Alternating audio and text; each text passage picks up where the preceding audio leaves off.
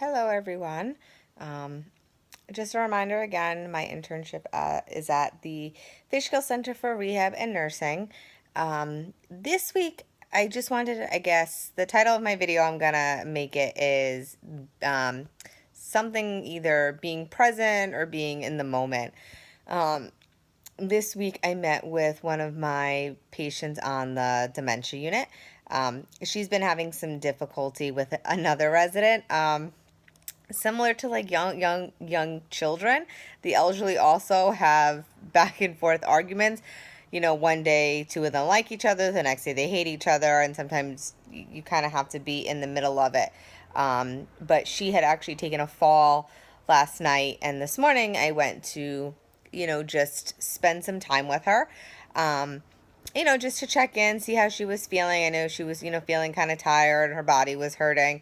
And just listening to her, I let her tell me stories. I let her tell me about Jesus and how God is her savior. Tell me about her family life. And I spent a good hour with her. And I had spent in the past few weeks, 30 minutes, 45 minutes. And usually after an hour, I try and cut her off. I don't want to be rude and cut her off after 20 minutes. I really try and, be present with the patients that I'm meeting with, make time for them.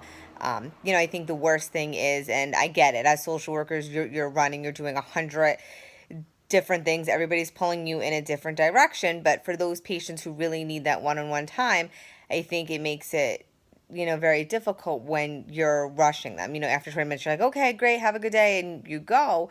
And especially for those patients that don't have family. But anyway, after I met with her for an hour today, she told me she wanted to lay down, asked her if I would, help her get into bed and pull the blanket and get her another pillow, which I did and made her, feel comfortable.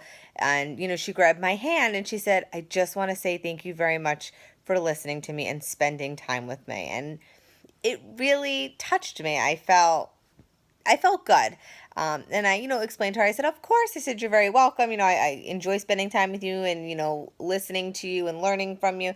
And she's, looked back at me and said, no, truly, I really appreciate you taking the time out and listening to me and, helping me work through things, over the past few weeks. And it just really reminded me that even though we are running around and we're doing 100 things, we have to be present.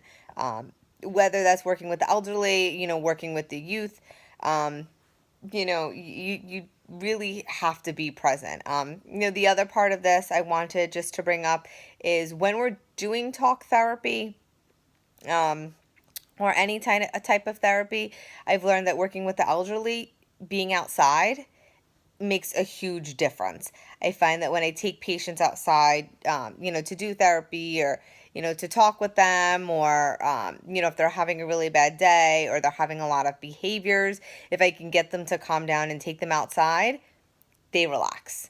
It's really remarkable, and I've had great experiences with it, and I'm happy that I'm allowed to take out quite a few of the patients. But even if it's 20-30 minutes outside, that time makes a difference.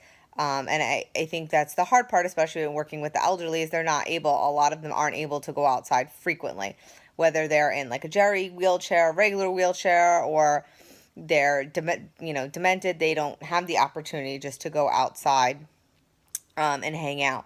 And then when working with the youth, since I did work with youth for about 7 years, I always found that the car made a big difference. I was able to get a lot of information out of the youth in the car. And I think the biggest impact for that was that they didn't have to look at you. When you're sitting in an office, it's very professional.